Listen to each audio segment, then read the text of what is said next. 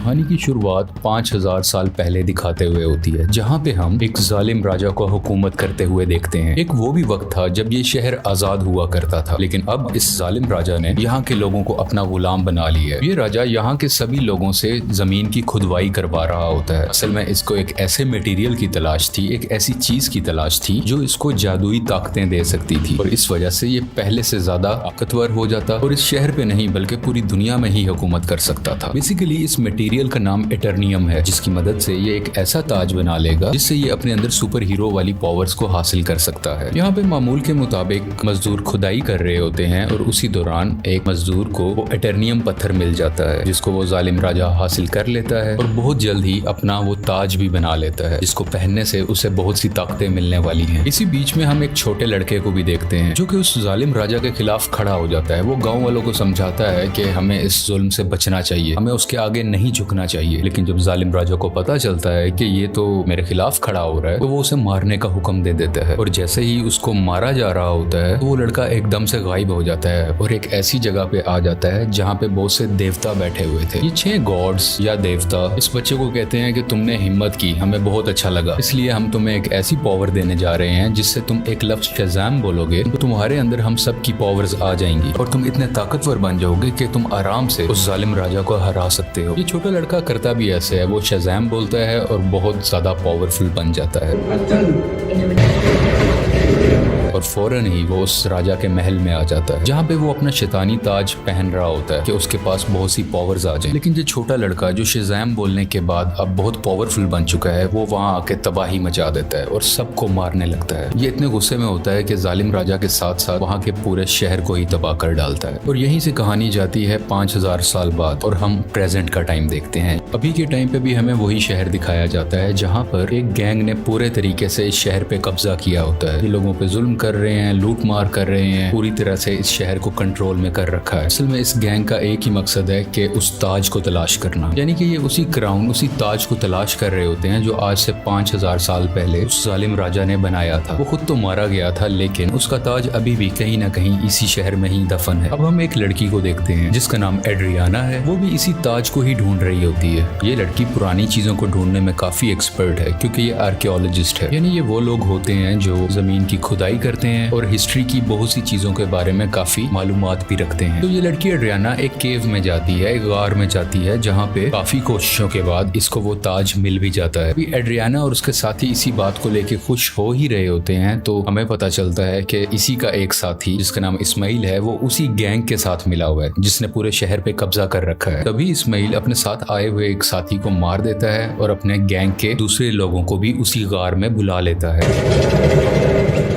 सब लोग इसकी तरफ गन पॉइंट करते हैं और उसे कहते हैं कि एड्रियाना, हमें तुम वो ताज दे दो। तभी ये लड़की नीचे देखती है और वहाँ पे कुछ वर्ड्स लिखे होते हैं। जब ये उसे पढ़ती है तो इसके मुंह से निकल जाता है शज़ाम। ये लफ्ज बोलते ही वहाँ पे ब्लैक एडम आ जाता है और वहाँ पे आए हुए सब गुंडों को मारने लगता है। इतना मारता है कि वहाँ पे कोई भी नहीं बच पाता। जबकि रही बात इस्माइल की, जो गुंडों के साथ मिला हुआ था, वो वहाँ पे मरने का नाटक करता है, इसलिए उसकी जान यहाँ पे बच जाती है। क्योंकि एड्रियाना ने ब्लैक एडम को जिंदा किया होता है, दोबारा से जगाया होता है, वो उसको कुछ भी नहीं कहता। अभी ब्लैक एडम वहीं पर होता है कि गैंग के कुछ और लोग आ जाते हैं और उस पर एक स्पेशल वेपन से अटैक करते हैं। ये वेपन उसी एटर्नियम मटेरियल से बना होता है, जिसकी मदद से वो ताज भी बना था। और जैसे ही ये मिसाइल ब्लैक एडम को लगता है तो उसे वाकई ही दर्द महसूस होती है। ब्लैक एडम उस मारने वाले गुंडे की तो जान ले लेता है, लेकिन उस रॉकेट या उस छोटे से मिसाइल के लगने की वजह से खुद भी बेहोश हो जाता है। तो हमें यहाँ पे ये पता चलता है कि एटर्नियम ऐसा मटेरियल है जो ब्लैक एडम की कमजोरी है और इसी मटेरियल से ब्लैक एडम को मारा भी जा सकता है। तो ये देखते हुए एड्रियाना काफी परेशान हो जाती है और वो ब्लैक एडम को अपने घर ले जाती है। जैसे ही ब्लैक एडम को होश आता है तो वो यहाँ पे एड्रियाना के बेटे से मिलता है। ये बच्चा ब्लैक एडम को कहता है कि आप 5000 साल से उस गार के अंदर बंद थे, अब क्योंकि हमारा शहर गुलामी बसर कर रहा है, वो गैंग हमें जीने नहीं दे रहा, तो आप हमारे लिए एक मसीहा बन के आए हो, आप ही हमारे शहर को उस गैंग से बचाओगे। ब्लैक एडम को यहाँ पे कोई फर्क नहीं पड़ता। वो कहता है कि आज से 5000 साल पहले ये मेरा शहर हुआ करता था, अब यहाँ पे सब कुछ बदल चुका है, तो इस शहर को बचाने के लिए मैं रिस्पॉन्सिबल नहीं हूँ। मुझे इस शहर और यहाँ के लोगों से कोई मतलब नहीं है। और ये बात कहते ही वो घर से बाहर आ जाता है और शहर में फिरने लगता है और शहर को देखने लगता है। इसके बाद हम एक फीमेल लीडर को देखते हैं जिसका काम इस दुनिया में आने वाले सुपर हीरो और सुपर विलन्स को रोकना होता है। दुनिया में ऐसे हालात रखने होते हैं जिसकी वजह से आम लोगों को कोई मुश्किल ना आए और हमारी जमीन को भी कोई खतरा ना हो। वो यहाँ पे एक सुपर हीरो हॉकमैन से बात कर रही होती हैं। कहती हैं कि ब्लैक एडम अब वापस आ चुका है और उसे अगर रोका ना गया वो पहले की तरह इस बार भी बहुत ज्यादा तबाही मचा सकता है, और वो अगर पागल हो गया, वो गुस्से में आ गया, तो उसको रोकना लगभग नामुमकिन है। हॉकमैन इस चीज के लिए राजी हो जाते हैं और अपनी टीम इकट्ठी करते हैं जिसमें और भी बहुत से सुपर हीरोज शामिल होते हैं और सब मिलकर ब्लैक एडम को पकड़ने के लिए निकल जाते हैं। दूसरी तरफ उस गैंग के कुछ लोग एड्रियाना के घर पहुंच जाते हैं क्योंकि उन्हें पता था वो ताज अभी भी उसी के पास है, तो वो ताज लेने ही गए थे। और जैसे ही वो लोग एड्रियाना की फैमिली पे हमला करने वाले होते हैं तो ब्लैक एडम्स वहां पे उनको बचाता है और उस गैंग के लोगों को एक बार फिर से मार डालता है।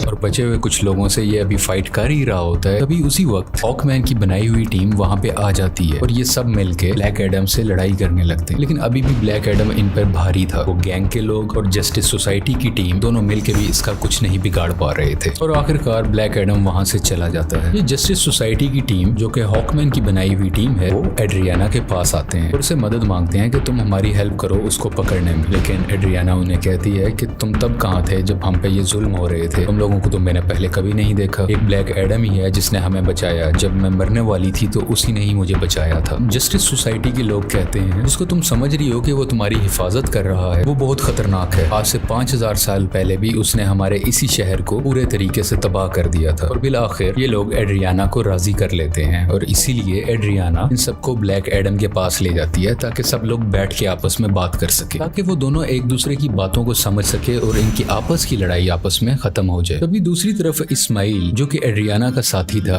वो उसके घर में एंटर हो जाता है ताकि वो ताज वहां से ढूंढ सके और उसका इस्तेमाल अपने लिए कर सके। लेकिन जब उसे वो ताज नहीं मिलता तो वो गुस्से में एड्रियाना के बेटे को उठा के अपने साथ ही ले जाता है। यहाँ काफी चालाकी से इसका बेटा अपनी मदर यानी एड्रियाना को फोन कर देता है और सब कुछ बता देता है कि मुझे किडनैप कर लिया गया है, मुझे इस्माइल ने ही किडनैप किया है। ये सुन के ये काफी परेशान हो जाती है, इसलिए ये जस्टिस सोसाइटी और ब्लैक एडम से हेल्प मांगती है, मेरे बेटे को वापस लाने में मेरी मदद करो। और ये दोनों राजी भी हो जाते हैं और मिलकर उसके बेटे को ढूंढने लगते हैं। यहीं पर हॉकमैन उस गैंग के 2 आदमियों को पकड़ लेता है। मार के पूछने पे उसे पता चलता है कि इस्माइल कहाँ पे है।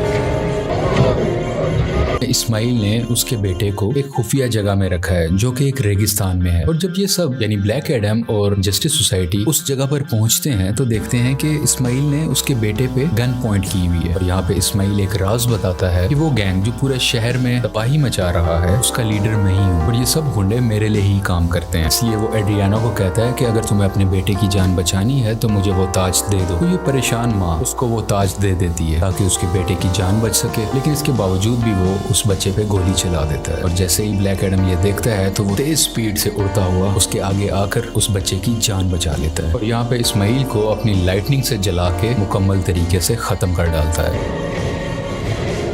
यहाँ पे ब्लैक एडम भी हॉकमैन से मिलता है और उसको एक बहुत बड़ा राज बताता है कि आज से 5000 साल पहले वो लड़का जिसने उस जालिम राजा के खिलाफ आवाज उठाई थी वो मैं नहीं था बल्कि वो मेरा बेटा था। अब जब जालिम राजा मेरे बेटे को मार रहा था तो वो उसी वक्त वहीं से गायब हो गया था। इस चीज को देखते हुए जालिम राजा को बहुत गुस्सा आया क्योंकि अब वो मेरे बेटे को तो ढूंढ नहीं पा रहा था, तो उसने मुझे मेरे घर वालों को पकड़ लिया और हमें बहुत मारा पीटा। हमें इतने बुरे तरीके से मारा गया कि शायद कुछ जानवरों पे भी ऐसा सलूक नहीं करता। देखते ही देखते मेरी वाइफ वहीं पर मारी गई और मैं भी तकरीबन मरने ही वाला था। तभी मेरा बेटा मेरे पास वापस आ गया जिसके पास बहुत सी शक्तियां थी, बहुत सी पावर्स थी और उसने अपनी सारी पावर्स मुझे दे दी, यानी कि अब सारी पावर्स मेरे अंदर आ चुकी थी। अभी हम दोनों बात कर ही रहे थे तभी जालिम राजा के लोगों ने एक बार फिर से हम पे हमला कर दिया। वहाँ पे मैं तो बच गया क्योंकि मेरे पास बहुत सी पावर्स थी, लेकिन मेरा बेटा मेरी आंखों के सामने ही मारा गया। अपने बेटे को मरता हुआ देख के मैं आग बबूला हो गया, यानी मुझे बहुत गुस्सा आ गया और मैंने जालिम राजा और उसके लोगों को तो मार दिया, लेकिन वो पावर्स, वो शक्तियां मेरे काबू में नहीं रही। मैं उन्हें कंट्रोल ही नहीं कर सका और देखते ही देखते ये पूरा शहर मेरे ना चाहते हुए तबाह हो गया।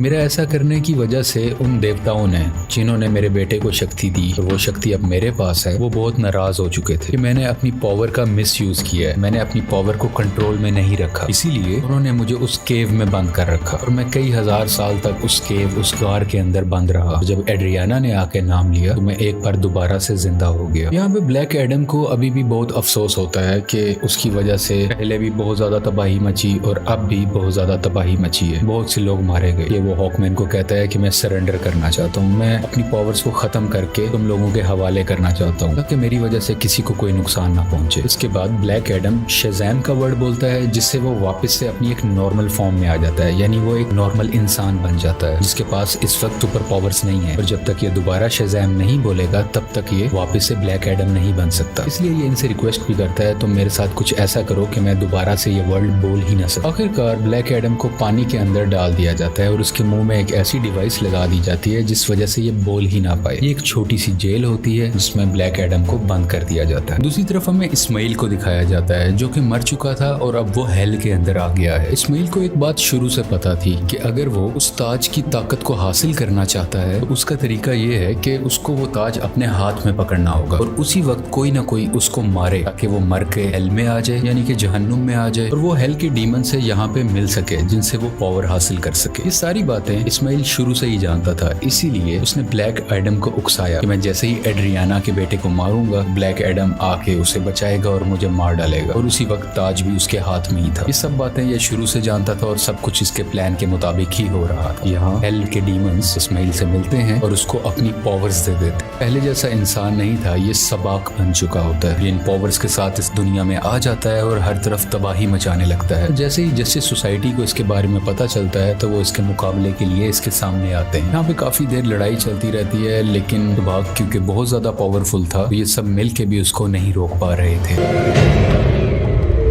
इसी जस्टिस सोसाइटी के एक और टीम मेंबर जिनका नाम डॉक्टर फेट है, वो अपनी मल्टीपल फॉर्म्स में आते हैं, मुख्तलिफ पावर्स का इस्तेमाल करते हुए सबाक को मारने की कोशिश करते हैं, लेकिन फिर भी कामयाब नहीं होते और बहुत जल्द ये सब समझ जाते हैं कि सबाक को ब्लैक एडम के अलावा और कोई नहीं हरा सकता। इसलिए वो यहाँ पे टेलीपैथी के जरिए ब्लैक एडम से बात करने लगते हैं, को बताते हैं कि हमें तुम्हारी हेल्प की जरूरत है और ये लोग यहीं से उसकी काफी हेल्प भी करते हैं ताकि वो खुद को आजाद करवा सके। वहाँ से निकलते ही वहाँ के कुछ सोल्जर्स को मारता है, पानी से बाहर आता है और बाहर आते ही सीधा शज़ैम बोलता है, जिसकी वजह से उसको ब्लैक एडम्स की पावर मिल जाती है और बगैर वक्त ज़ाया किए सबाक के पास जाने लगता है। दूसरी तरफ जस्टिस सोसाइटी के लोग अभी भी सबाक से लड़ रहे होते हैं और इसी दौरान उनका एक साथी डॉक्टर फेट वहीं पर अपनी जान से हाथ धो बैठते हैं, यानी कि मारे जाते हैं। हॉकमैन भी काफी ज्यादा सबाक से लड़ रहे होते हैं, लेकिन इनकी कोशिशें कुछ ज्यादा कामयाब नहीं होती। लेकिन अच्छा तो तब होता है कि उसी वक्त वहाँ पे ब्लैक एडम भी आ जाता है और अब ब्लैक एडम और सबाक की काफी लड़ाई होती है। ये फाइट काफी टक्कर की थी, लेकिन वक्त के साथ ऐसा लग रहा था कि सिर्फ ब्लैक एडम ही है जो सबाक को हरा सकता है। और कुछ ही देर के बाद ब्लैक एडम सबाक के सर को पकड़ के उसके 2 हिस्से कर डालता है और उसको मुकम्मल तरीके से फाड़ कर आखिरकार सबाक की जान ले लेता है। इसी वजह से सबाक की मौत हो जाती है और सब कुछ सुकून में आ जाता है, सब कुछ ठीक होने लगता है। शहर के लोग ब्लैक एडम को अपना मसीहा मानने लगते हैं। वो सब इस बात को मान लेते हैं कि ब्लैक एडम ने हमें और हमारे शहर को बचाया है। इसके बाद हम उसी लेडी को देखते हैं जिसने जस्टिस सोसाइटी की टीम को बनाया होता है ताकि वो ब्लैक एडम को रोक सके। वो यहाँ पे ब्लैक एडम को कहती है कि ठीक है, तुम्हें जो करना है वो करो, लेकिन तुम अपने इस शहर से ना निकलना। तुम इस शहर के लोगों के मसीहा बनो, उनका ख्याल रखो, गार्डियन बनो, मुझे उसे परवाह नहीं है, लेकिन अपने इस शहर से तुमने नहीं निकलना, क्योंकि अगर तुम इस शहर से बाहर आए तो तुम्हारे लिए अच्छा नहीं होगा। यहाँ पे ब्लैक एडम बैठा उसको देखता है और कहता है कि मुझ पे कोई हुक्म नहीं चला सकता और उसका जब भी कुछ भी करने को दिल करेगा वो अपनी ही मर्जी करेगा। लेकिन तभी वो लेडी बोलती है, हाँ शायद तुम ठीक कह रहे हो, तुम्हें इस दुनिया में रहने वाला तो शायद कोई नहीं रोक सकता, लेकिन मैं किसी ऐसे को जानती हूँ जो हमारी दुनिया से नहीं है। और ब्लैक एडम को गुस्सा आता है और वो स्क्रीन को ही तोड़ देता है जिससे वो लेडी बात कर रही थी। स्क्रीन के टूटने से हर तरफ धुआं ही धुआं होने लगता है और तभी उस धुएं से बाहर आता है सुपरमैन और वो ब्लैक एडम को कहता है कि हमें शायद बैठ के बात करनी चाहिए। और यहाँ पे सुपरमैन के ये कहते ही इस मूवी की कहानी यहीं पे खत्म हो जाती है।